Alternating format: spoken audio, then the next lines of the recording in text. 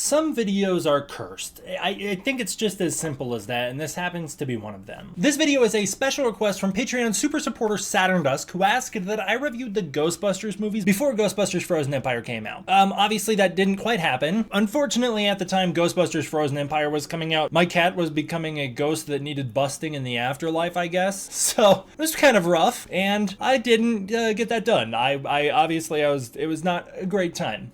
Sorry to start the video on such a downer. I wanted to review Ghostbusters. I originally recorded this video. It's like a big podcast form, like an hour long. I had friends recording it with me, but scheduling future recordings became quite tricky and difficult, and it just didn't work out. It turns out that was for the better, because as I found out with the second attempt at recording these Ghostbusters reviews, Ghostbusters is a little tricky with copyright. It's a little hard to work around. I don't know how some YouTubers do it, but it was not working out for me doing a video essay style where all of the footage was Ghostbusters footage and it was just my narration and all that. That didn't quite work out. I recorded a Ghostbusters review. I edited the Ghostbusters review. It was supposed to come out. It couldn't because it was corrupted. I re-recorded the Ghostbusters review. That's now the fourth time. That recording came out all right. Then luckily I had a backup saved on my friend's computer of the Ghostbusters recording. And so thankfully I was able to get the original Ghostbusters review back off of that computer. Well, I guess really the third attempt at reviewing it back off that computer. So I'm here now, finally able to share that with you so that I don't have to re-edit a Ghostbusters review last second that I wasn't prepared for, because I wanted to get this video out and I don't even know if it'll come out on time. Hopefully this video is coming out the weekend of March 7th. That's the Friday that I was aiming for. This should be the weekend of Landon's 13th birthday. Shout out Landon. Happy birthday, man. I hope you're doing well. Boy, I'm gonna kind of be upset if this video doesn't get to come out that weekend. It's been a tricky process here. I've never had so much struggles getting a video through copyright and then through apparently getting corrupted beyond belief. Ghostbusters, man, what are you gonna do? Also, I'm only reviewing the Ghostbusters trilogy in this video because Ghostbusters 4 hadn't been out at the time I recorded this originally, and also because I feel like Ghostbusters Frozen Empire and then the Ghostbusters remake, I'm gonna do those in a second video, a follow-up to this, because I feel like they both kind of exist separate of what I consider to be like a perfect trilogy. And then there's these two little footnotes at the end that I will talk about in a different video. Please enjoy my Ghostbusters review. It has destroyed my brain. Have fun. Starting out with the original Ghostbusters from 1984. This is one of the all-time great films. It's a childhood classic for generations and a sleepover hit for many others. This was definitely a staple at sleepovers for me, and it is one of my favorite films and is one of the movies I have the most fond memories of. It is just a brilliant concept in the first place. The idea of basically plumbers, but they're for ghosts, it's so bizarre but smart at the exact same time. It's the brainchild of actor and writer Dan Aykroyd, who's like a big ghost believer in real life, and he wrote a script that was reined in by Harold Ramis and director Ivan Reitman into what eventually became Ghostbusters, taking it from basically like a spacey kind of sci-fi goofy this is in the future and turning it into a going into business type story set in the modern day of the 80s. Speaking of that story, it's actually a pretty simple one, but its simplicity is what makes it so iconic. The story follows Peter Venkman, Ray Stens, and Egon Spangler, and they're these sort of no-life scientists working for a university with a fascination in the paranormal. After stumbling upon a ghost at a library and being kicked out of the university for misusing resources, they go into business together as paranormal hunters called the Ghostbusters. One thing that I really love about this movie is that it doesn't waste your time explaining the rules of the universe. It doesn't waste your time explaining that ghosts exist, this is what they are, this is what they can do, this is why they are the way they are. They just drop you into the world. Some ghosts look like people, some look like ghouls. It's just kind of the way the world works. We don't even take the time to establish why these guys are all friends. We just start the story with them already knowing each other, and it's that kind of simplicity that I really appreciate. There's a real sense that the story began long before the movie, with characters who all have predefined and developed relationships, interests, desires, and ambitions. This doesn't feel like we're starting a story. This feels like we're continuing one, and I really like that. There's some subtle hints as to their histories together, such as a line about Egon trying to drill a hole in his head, and that's really all you need to know to understand who these characters are. The film is just incredibly paced and is very efficient in its storytelling. We don't spend lots of time with the gang building up the firehouse, creating the Ecto-1, building the proton packs and traps. They just do most of that stuff off screen and it's completely fine. We have lines about how it's not been field tested yet, and the actors play everything with a real sense of uncertainty over their actions. Like, yeah, they've done the work off screen, but they're not sure if their work paid off yet, and I really like that. It works extremely well at getting the story flowing without wasting time, while also showing that these characters are real people who are vulnerable, and they don't know everything. So the Ghostbusters are called to a hotel where they must catch Slimer, the most iconic ghost in any of these films, and they get to learn their strengths, they get to learn how to use their equipment, they learn the benefits of working as a team, and they learn how much fun ghostbusting really is. Then a man named Winston Zeddemore shows up and he's looking for work, and so they hire him as a Ghostbuster because they're in need of help. That's another detail that I really love about this universe. You don't really have to be somebody to be a Ghostbuster. Anybody can be a hero in a way. Following this, they get loads of work and wind up becoming local icons. Meanwhile, a musician named Dana Barrett has been experiencing paranormal activities at her apartment. She calls the Ghostbusters to investigate, and slowly a romantic relationship builds between her and Peter Venkman. The gang discovers, albeit a little too late, that Dana's apartment building is actually a conduit to the spirit world, built to summon Gozer, a god of devastation. Following an arrest, a containment grid breach that unleashes hundreds of ghosts upon the city and some possessions, Gozer is summoned and the Ghostbusters are the only one who can stop them. This all leads to the iconic showdown at the top of the Manhattan skyscraper, in which the Stay Puft Marshmallow Man appears as the avatar of destruction, taking on the form of a 100-foot kaiju who rampages through the city. The Ghostbusters defeat Gozer by crossing the streams with their proton packs and firing at an interdimensional rift, causing it to explode, destroying the Marshmallow Man and eradicating the ghosts all over the city. It's a perfectly crafted movie. It's got 3 stages. You've got the going into business, business is booming, and now Gozer's here. Those 3 stages work independently and together really, really well. Everything in this movie works really well. It's just a perfectly crafted film. The film is so smart and funny, and yet at the same time it balances it against true, genuine sci-fi thrills and also horror scares. It's really cool. It's a perfectly cast movie with standouts not only in the main cast, but also extending beyond that, with Sigourney Weaver, Rick Moranis, Annie Potts rounding out that supporting cast and making it all really great. In fact, my favorite character's always been Rick Moranis as Lewis. I just think he's so much fun anytime he's on screen. He really steals the show. And Ernie Hudson, late addition to the cast as Winston Zeddemore, does a really great job picking up the pieces of what was once a much larger and more important part, and still managing to make an impression even with his limited screen time. I really like that Winston's just kind of the everyman who stumbles into this situation and in a way becomes the audience surrogate into what's happening, even though he joins so late on. I really like that. And I like that this movie isn't so tropey. Like, yes, you have the super nerdy guy with Egon, you've got the guy who's a little overly enthusiastic with Ray, you've got a bit of the cynic with Venkman, and then you've got the dude who just doesn't really care, he just kind of goes with the flow with Winston. But they're not strictly stuck in that character archetype. Those archetypes build broader characters who feel real and lived in, and I really love that. Another thing that I really love is the art direction. This movie, it just looks great. So much of it is awesome. You've got impressive miniatures with the Stay Puft Marshmallow Man, great compositing there too. A lot of the special effects have a really great look to them. I'm not talking about the way they're integrated into the scene, I'm talking about the way they're pulled off, the way they're designed.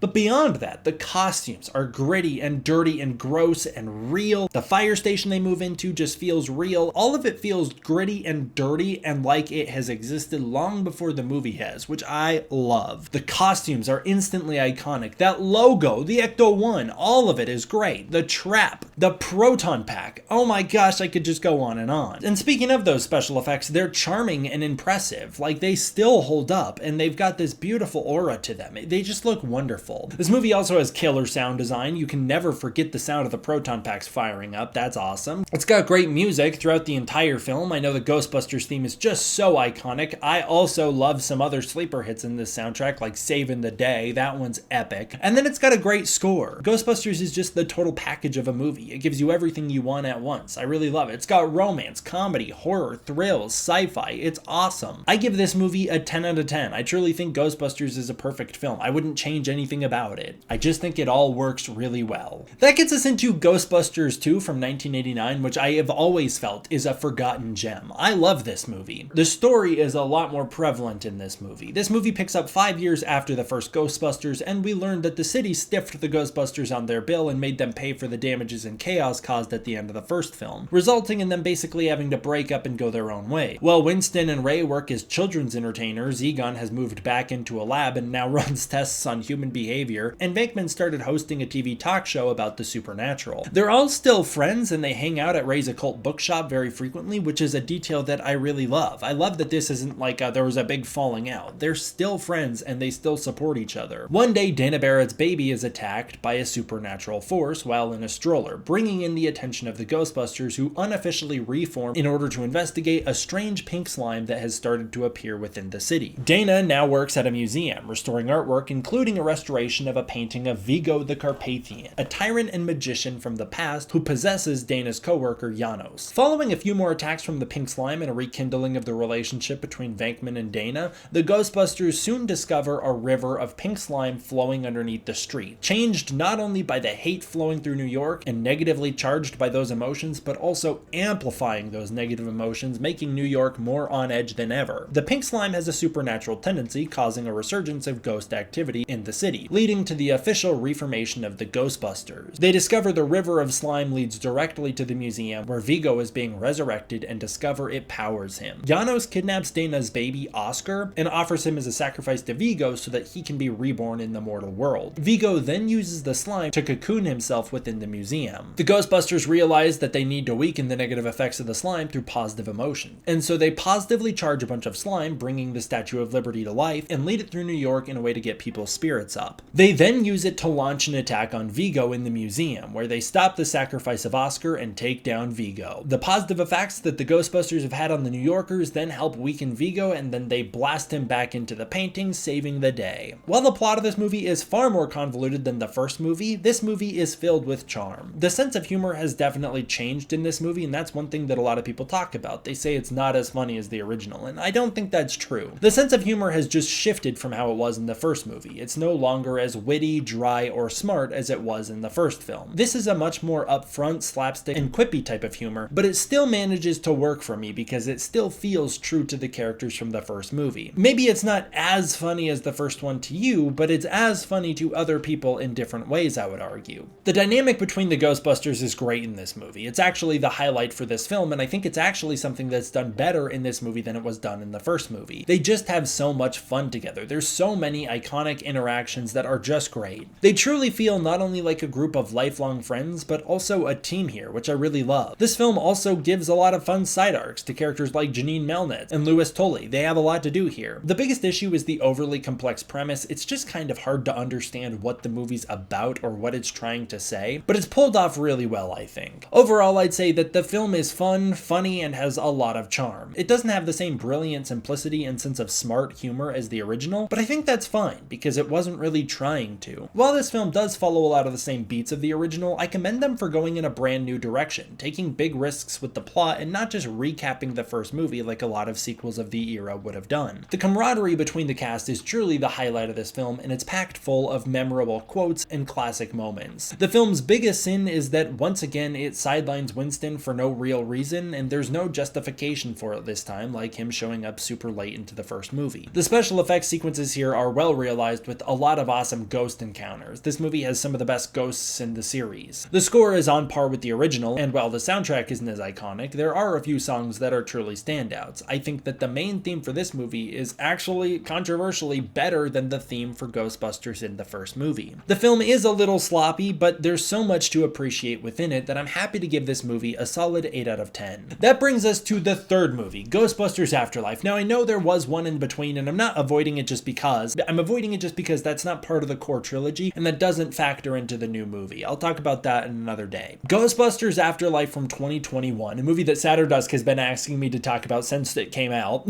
and now I'm finally doing so. It was a movie we have all been waiting for, a true Ghostbusters 3 building upon the original 2, and for me this was kind of a dream come true, getting to be there in theaters to experience a new classic Ghostbusters adventure. The story is the forefront of this movie. Decades after the original 2 films, we pick up in Somerville, Oklahoma, where Egon is being chased to his farm by an invisible predator. He tries to activate a trap, but it fails, resulting in him being attacked and killed in his house. Callie is a struggling mother of 2, Trevor and Phoebe. She inherits the farmhouse from her now deceased absent father, and following an eviction from their apartment, they move in. Trevor takes up a job at a diner after getting a crush on one of the workers there, Lucky, while Phoebe enrolls in summer school taught by Gary. In different and separate ways, the family slowly starts to unravel the mystery of who lived in the house and what was really going on there. Shortly after, Phoebe comes into contact with the spirit of her grandfather, who starts to guide her through her journey of uncovering the truth. Phoebe befriends Gary, who studies strange seismic readings coming from the town, and a boy her age named Podcast. Gary and Callie begin to develop a relationship as Phoebe learns that her grandfather was the great Egon Spengler, the Ghostbuster. After learning how to work the ghost trap, Phoebe repairs a proton pack and soon encounters her first spirit it with Podcast, a Slimer-typed creature called Muncher. Meanwhile, Trevor repairs the Ecto-1 and takes it for a joyride. Plots collide as Trevor intercepts Phoebe and Podcast, and they set off on a journey to catch their first ghost, Muncher. They successfully pull it off after destroying the town, only to wind up arrested for it. In jail, Phoebe calls Ray Stens, who's still working at his bookshop from Ghostbusters 2, telling him about Egon's death. The kids are released from jail and investigate a mine shaft, where they learn that Egon had robbed all the Ghostbusters of their supplies so that he could build a trap to hold off Gozer from reappearing through a portal. Callie and Gary are both possessed, becoming the Keymaster and Gatekeeper much like in the original, and unleash Gozer upon the world. After a nearly successful but ultimately failed battle with Gozer, the gang is stranded at the farmhouse, seemingly about to be killed by the God's return, only for the original Ghostbusters to appear, catching Gozer's attention long enough to give the gang time to activate Egon's trap, catching Gozer and avoiding the apocalypse with the help of Egon's ghost. The day is saved and everyone moves to New York, where Winston, the only truly successful member of the team, buys back the firehouse and begins to repair the Ghostbusters. The post-credit scene sees Venkman happily married with Dana Barrett. My reaction to this movie has not changed one bit since I originally saw it. This is the most beautiful love letter I have ever seen. Not only is it a clear loving tribute from director Jason Reitman to his father Ivan Reitman's legacy, the director of the original two Ghostbusters, but it's the most delicate and loving tribute to an actor I've ever seen, as this movie is basically one long goodbye to Harold Ramis. While they do CG resurrect Ramis at the end of this movie, they do it in a really touching and sympathetic and sensitive way, and this is the only time I've ever felt like it's not kind of creepy. It just feels so beautiful and truly like a natural part of this story, and I have to imagine that given the fact that the family was involved, given the fact that all the original friend group was involved, I have to imagine Ramis would have been okay with this. This is a beautifully made movie as well. It is by far the most cinematic and well-shot Ghostbusters movie there is, perfectly capturing the elegance of the Midwest and infusing it with this beautiful sci-fi fantasy. However, this is the longest Ghostbusters movie, and you can feel that a little bit. There are times during the movie where you feel the runtime. While there isn't one single scene I can think of that should be cut from this movie, some of the characters do feel a little redundant or like they don't need to be there. For instance, having both Lucky and Podcast involved, I think just adds too many characters to an already bloated cast. It just gets too crowded at times. This movie is the most interested in developing the characters, and as a result, you spend the most amount of time with them doing basically nothing. But that work does pay off, because I love all the characters even despite this, and that's a testament mostly to the actors' incredible work. Carrie Coon plays Callie in such a relatable and touching way, I really like it. McKenna Grace is obviously the standout as Phoebe, everybody will tell you that, and I personally think Paul Rudd really does bring something unmatched to this movie, as he brings that classic Paul Rudd charm to every scene he's in as Gary and really steals the show whenever he's on screen. Somehow, the character who I feel like really shouldn't work does, and that's Logan Kim managing to make Podcast work pretty well. Every line that Podcast has is, I don't think, written very well. They're just a little too on the nose or strange or forced, but Kim manages to deliver those lines with such an authenticity that they manage to work really well. This character could easily be one of the most cringe characters put to film in the 21st century, and yet I don't think he is at all. I think they really pull it off here. As far as requels go, I actually think this one's a very good one. This one feels natural and more sentimental than overly and overtly nostalgic. It doesn't feel like it's baiting as much as it is paying tribute. None of the references or cameos feel forced to me at all, as they do in a lot of movies. My biggest issue, though, is that there is a disturbing lack of Ghostbusters 2 in this movie. It feels like they want to kind of ignore the ugly duckling, and I know there are some references to it, but they're pretty subtle. It's not uncommon for movies that are a little embarrassed of the reception to the sequels to just kind of ignore them. You saw a little bit of that with the Star Wars prequels, you saw a little bit of that with the Jurassic Park sequels, they just get ignored. For instance, I personally feel a great opportunity to have a small payback to Ghostbusters 2 would be at the end of the movie to have the Ecto-2 pull up with the OG Ghostbusters inside at the end of the movie. That's how they arrive to save the day. Something as small as that I think would have gone a long way.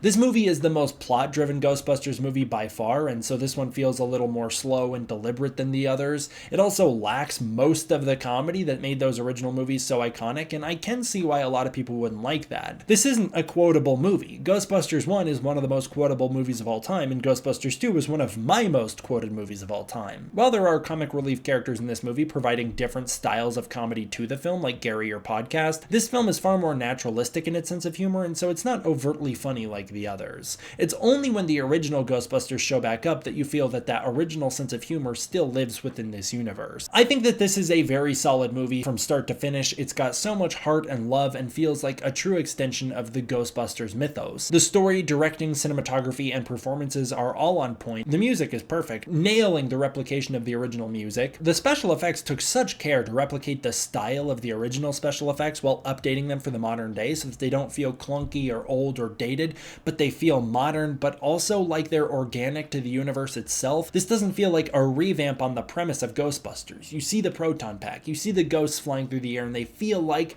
the proton pack and the ghosts from the original, but now in HD. I really love this movie. I loved it when I first saw it. I loved it now. It brought me to tears, broke my heart the first time I saw it, and watching it again the other night, it did make me tear up again. I just think it's a really solidly executed film, and I'm happy to give it a 9 out of 10. As for Ghostbusters Frozen Empire, honestly, I'm of mixed feelings on it, and I've given myself some space from it, and I'm hoping that on a rewatch I'll like it a little more, because I was a little disappointed with my first watch of it, and maybe it's because it was not the greatest time when I saw it in theaters, or maybe it's because it just didn't land with me, but I felt like Frozen Empire was an overly convoluted movie with too many ideas. Like, it felt like both a sequel to Ghostbusters Afterlife, building upon the new Ghostbusters and establishing their status quo, while also trying to be this big, grand Frozen Empire movie, and I didn't think it committed to either idea. I felt like 2024 was the year of empires and of kingdoms that were two movies put into one. Godzilla Kong the New Empire, also a movie with a Frozen Empire tacked onto it, and then Ghostbusters Frozen Empire. Both movies had that issue where it's like you've got a Kong story and then this Godzilla story that's half-baked. You've got this Ghostbusters reestablishing story and then this Frozen Empire story that's a little half-baked. And then with Kingdom of the Planet of the Apes, I actually felt the same, where it's like you've got the ape story and then the bunker story, which could have been stronger as one, but ultimately felt like they were maybe two different stories that got transformed into one. But hopefully on a rewatch I'll like Empire more. I still liked Frozen Empire. I thought it was a good movie. I just didn't think it was great. I thought it was a good movie, but not a great movie, which is a shame because I think the other Ghostbusters movies are great. So I guess we'll see how we feel in a rewatch when we get to the next Ghostbusters review. Hopefully that doesn't take a full year to come out. Alrighty, that's my thoughts. Peace! What do you guys think about the Ghostbusters trilogy? Comment down below and let me know. Obviously, your favorite's probably going to be the first one, but tell me your favorite part of each film, or your favorite aspect of all three movies. As always, I want to give a huge thank you to my patrons over on Patreon, especially patron super supporter Saturn Dusk, who requested this video in the first place. Really appreciate the support over on the Patreon. If you want to check out the Patreon, you can use the link in the description below. Thank you guys so much for watching. I hope you enjoyed. I will see you guys next time for the next one. D-Man,